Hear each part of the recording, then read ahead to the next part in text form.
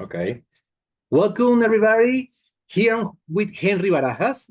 He's a Latin author from Tucson, Arizona. He is best known for his graphic memoir about his great-grandfather called La Voz de Mayo. But right now, he's about to get a book. It's a collection of comics called The Death of Pachuco. It's coming out on March 18.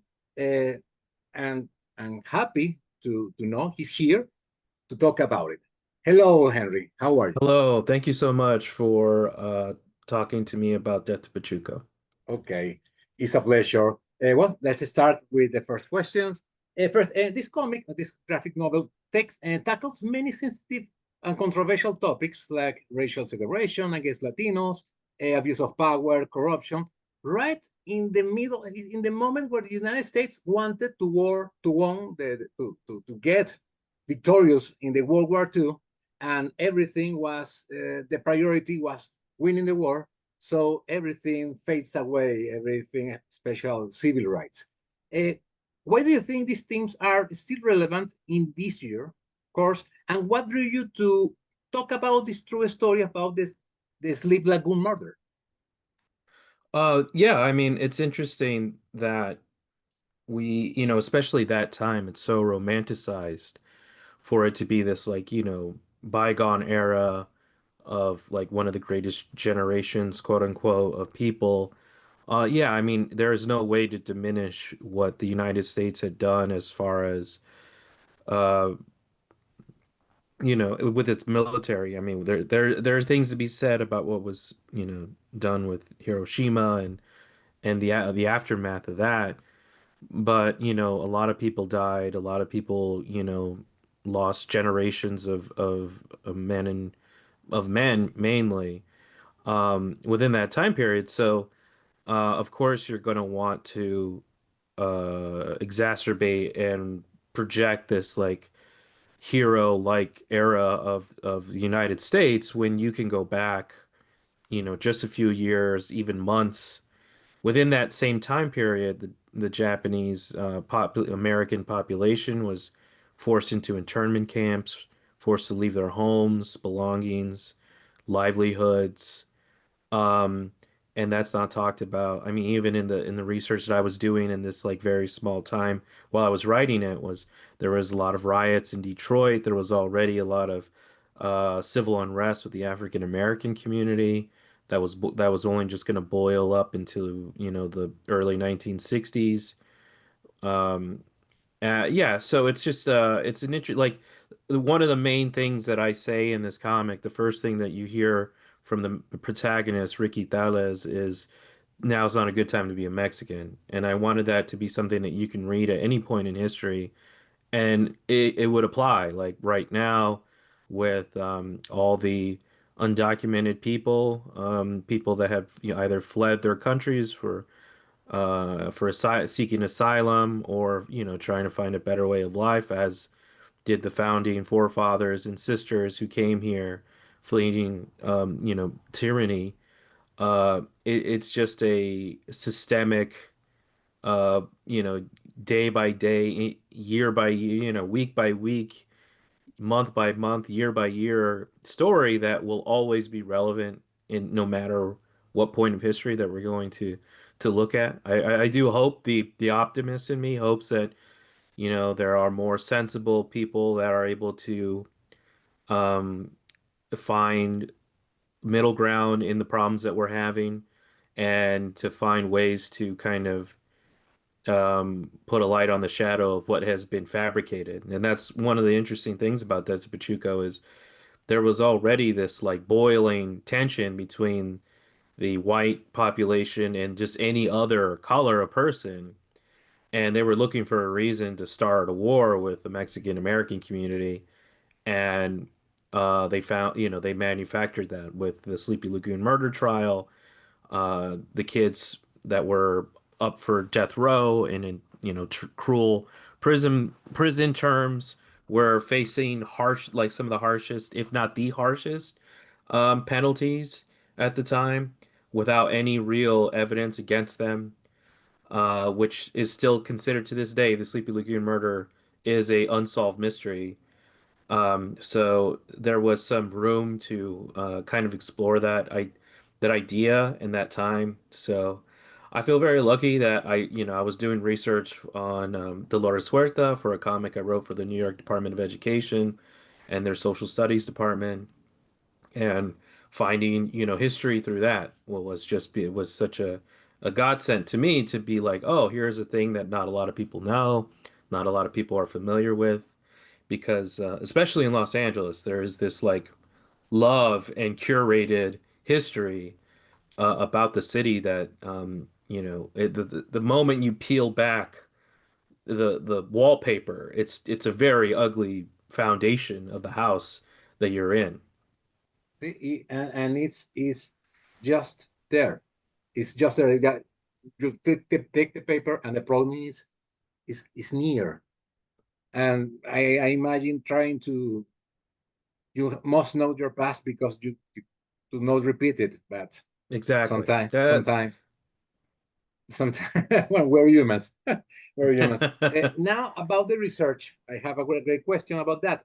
All the research you did was with archive, or did you got the chance to interview people that lived that era, the Pachuca era of exactly the Sleep Lagoon murder?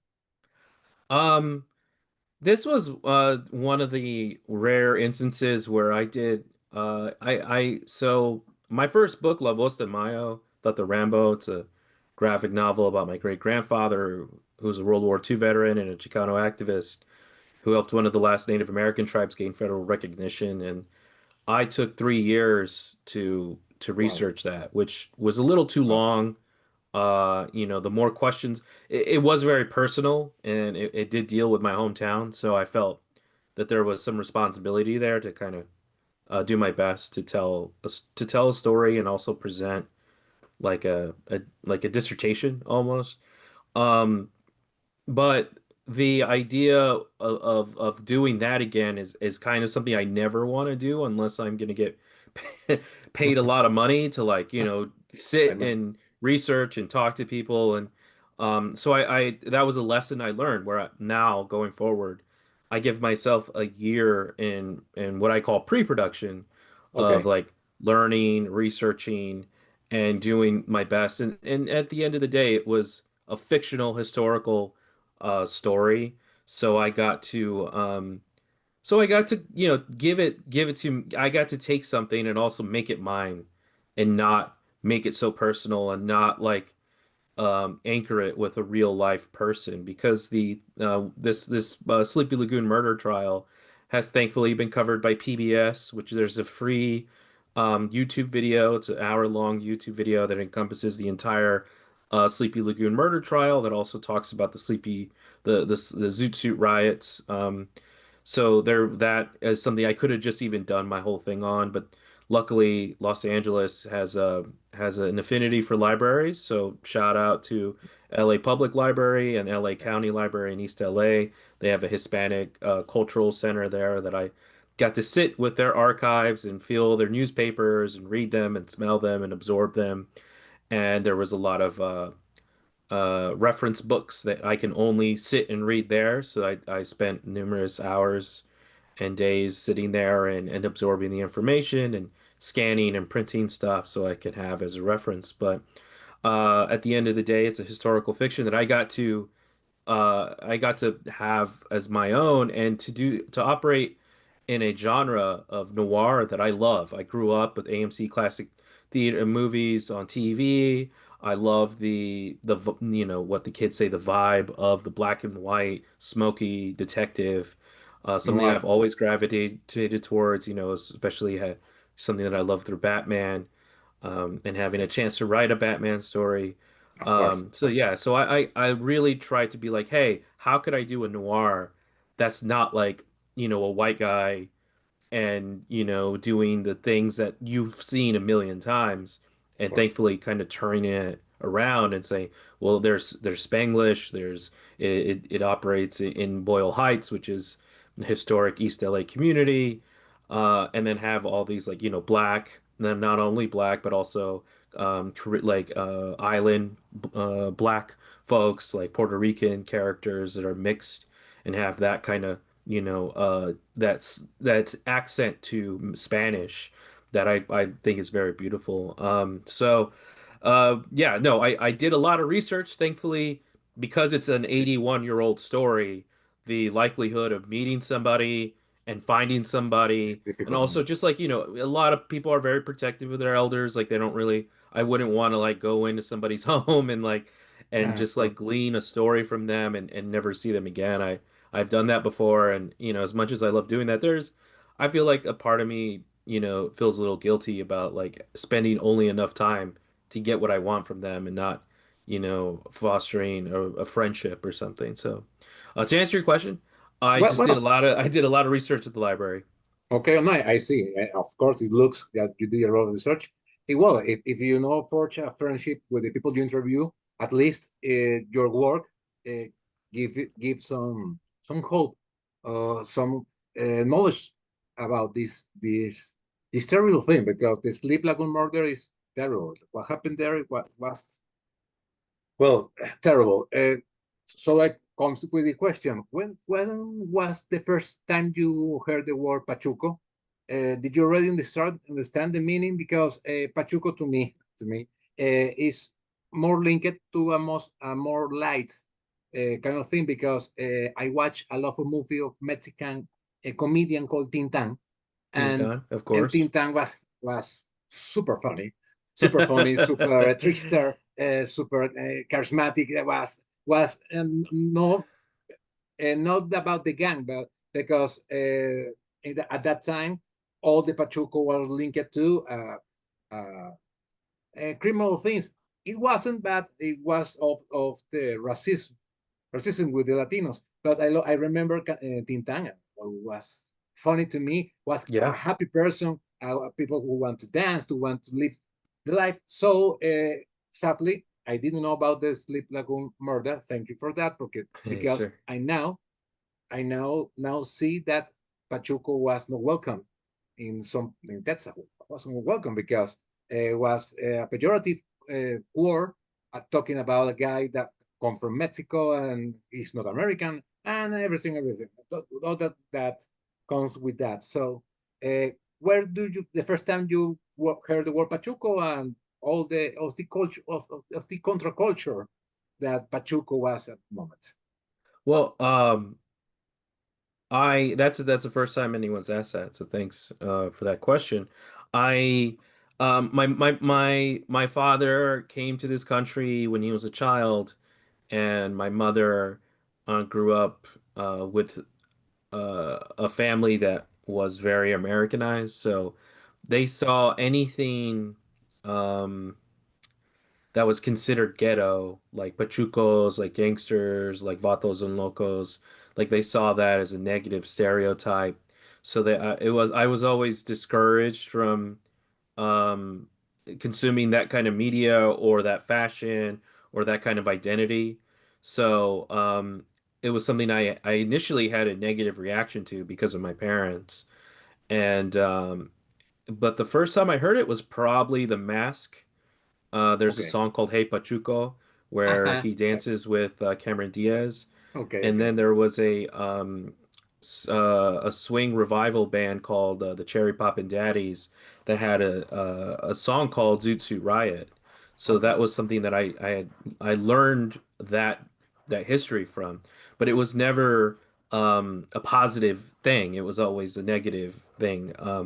But it wasn't until I did a more historical research on Mesoamerican history where I found out that a lot of that, Mexican history was kept from me purposely, and I felt robbed. So I was luckily enough in a position to learn more about other cultures and subcultures within Hispanic uh, people. So I was in my late actually my early 30s, now going into my late 30s, Okay, is okay. how I found um, some pride in the Pachucos and the Vato Locos and all that Okay, okay, culture.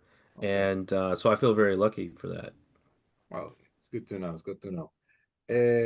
For another thing that I read your book is in Spanish. or the language meets in that time was called Calo, right? Or not? Well, to me, it's That's Spanish. yeah, I don't know. Probably To yeah. me, to me, it's Spanish. Yeah. Uh, Yeah. of course, I've enjoyed it, but I really think it's a risky move to put Spanglish. Uh, of course, it looks realistic, but it's going always to be read from a niche of people that know Spanish and English, but maybe not American or all English will understand that what happened. I don't know. I think it's a risky move. I love it.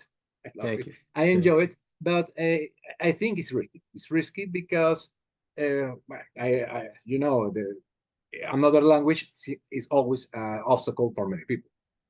So, what do you think about that? Can I swear on this or do you, I mean, Yes, yes, of course. yeah, Don't worry. yeah, I don't give a shit about any of those people. Like they can kiss my ass because, um, because they'll go watch Avatar and there's a Okay, whole Avatar alien language and no one ever stops and goes, "Oh, I don't understand this. I'm leaving." They're like, "Oh, this is a beautiful history and a beautiful like I feel immersed in this world and they're blue and they're suffering, but when they're brown and they speak Spanish, it's like, "Oh, I can't. This isn't for me." Like they back away. It's I think it's a cowardly thing for those people okay, okay, to of course. have that resistance. I understand. You're right. It is a risk. I'm taking that risk because I don't, because I want to celebrate something. I want it. I want someone to stop and go, I need to, I need to stop and look this up. This isn't a made up language. I can use my phone and translate what it's saying, or I can talk to a Spanish friend and say, hey, can you read this for me? Or whatever. I want that stop. I want people to feel that stop and be like, "Oh, I have to shift gears and be a part of this in a way that I'm not normally engaging with art." And Okay. that's what I'm trying to do. And also there's not a lot of books like that for people like us who can stop Mhm. and say, "Oh, this is cool. I can get around this or I can understand this," or like my nana used to say stuff like this or like, my friends and my family I can relate to this in a way that I can't relate to, the I just watched for the first time Sunset Boulevard. Okay. That as much as I love like this noir, it is lily white. It is something that just there is I don't even think there was a single black person in that movie. It's even that barrier for people is really difficult. So yes, it is a risk that I was willing to take, and I want to talk to an audience that can go beyond that. Thank you. Awesome, awesome answer. Thank you. Uh-huh. Yeah, I mean, people Uh, watch, Star Trek and they of don't mind course, Star Trek, Klingon, the Klingon. Of you course, the know. Klingon. Of Yeah, course. so it's like, yeah, they don't go, oh, I can't read this. This isn't for me. This is for Mexicans. They keep Okay. reading and Okay. loving these things. Okay. Excellent. That's true. For example, I love the closure of this graphic novel, The Death of Pachuco, comes to me as like cinematographic, like a television style, with the credits rolling and Ricardo Nemi eating in a restaurant. Yeah, So to me is like a movie. Uh, yeah. if this is adapted, of course, will be. What do you think could be the perfect cast for Ricardo and Emi? A dream cast. It's, uh, just oh man.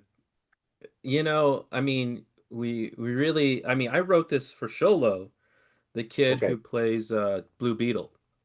Okay, okay. Ah, sure, of course. He's getting Wow. he's getting older, he's gonna have to do stuff that isn't movie superhero kid stuff. I do hope that this He did reaches Cobra him. Kai. He also did Yeah, Cobra yeah, he Kai. did He's Cobra referring to Kai for Beetle. kids in high school. He's Okay, like, okay. in his early 20s.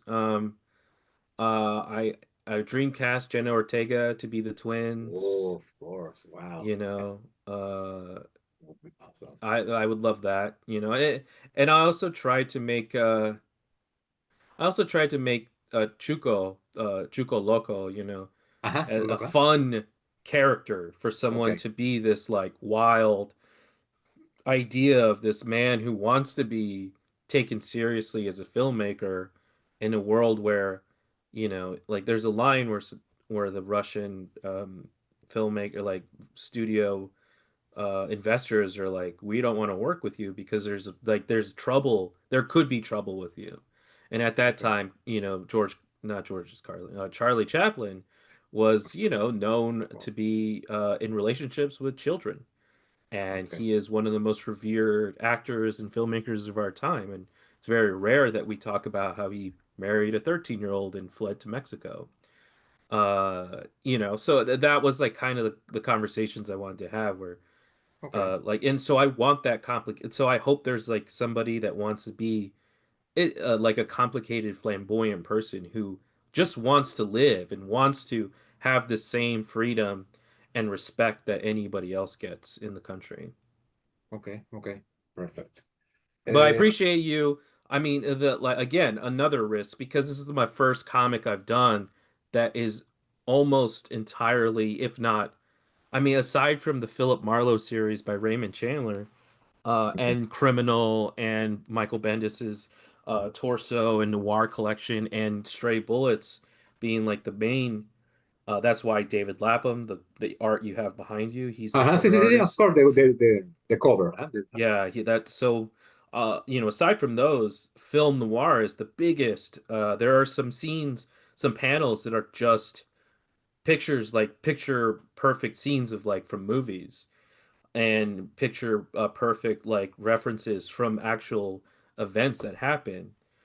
So at the end, I really wanted it to have that cinematic ending and have that James Bond, like Ricky Tellis will be back And the kind of noir, I idea. think it has some noir detective tone that I love, that noir. And of course, if you like comics like I do, you are also like movies because it's sequential images. It's Yeah, sequential art, sequential images. So it's the same, but I like that closure. Sorry if I said a spoiler. no, no. I love I will that spoil film. the hell out of the book. I don't care. I love that moment so much, and it's also a there's a direct Japanese director that I love who directed Tampopo, Okay, um Junzi Itami, Junzo Antami, and he had done a bunch of movies, and at the end of his movies the credits roll past the characters as they're talking or as they're doing something, and it makes me sad because I don't think I'll ever see those characters again. And yes, I like it's nostalgic.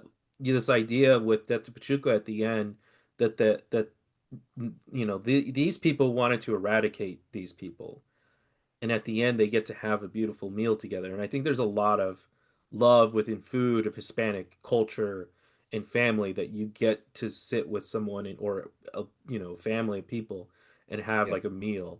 And I wanted that moment to be like they still live, they're still alive, and they're sharing this moment together, and it's a beautiful time. That's why Hopeful the and, epilogue and, now is a and good time to be a a Mexican. hopeful tone because this story is really tough. So to me, it's hopeful, also nostalgic and hopeful because it's some kind of happy ending somehow. It's hopeful. Okay, You want that feeling for people at the end. of course. At least I hope that's what people get out of it. Okay, And I wanted it to feel like a movie at the end. I love it. I love it. Thank you. The artist, Rachel, her art is some kind of naive, with play with the shadows. It's very organic. To me, it looks like many Latin American arts, but the naive part.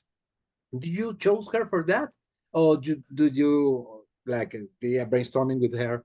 How about your art can focus on this book? Of course.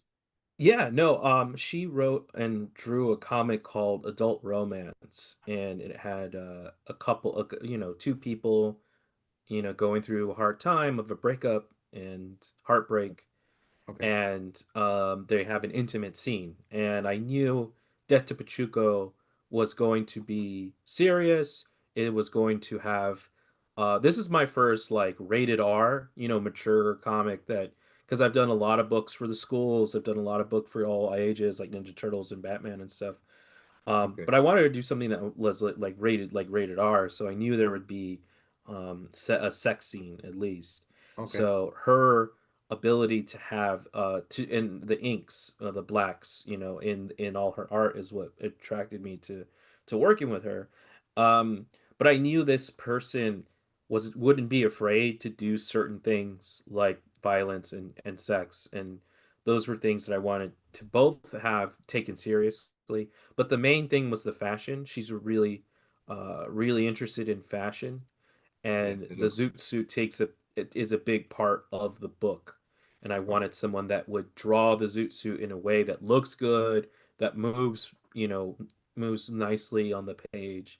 So Okay. I feel very lucky that Rachel, took a chance. A year of her life went into making this, and Ye- so yeah, so that was the reason. Yes, and the suits are part of is another character in this book because it says something. It says about they are proud to wear that suit because it's not bad thing. It's, uh, nothing that those people I don't want to say spoiler, but those people doesn't believe in that. But the Pachuco want to wear that thing because is his way to express his culture, because it's a mix of jazz, swing, Latin American culture. It's everything. It's mariachis. Everything is in there. So Oh yeah. great, great. The suits are the another character in this comic. Yeah, Uh, and we're very lucky we got to work with Lee Luridge, who just the lifts color, the see the colors, artwork, Lee. forward, and he's a master. I think one of the greatest, if not the top five, I would say second or Colorist. third, Yes, yes, colorists. We all bow our heads to Jody Belair as the greatest comics colorist in the world, who's a personal friend of mine and someone I respect so much. I But I love know his work I mean in Lee a Luridge crawled so that everyone else can run.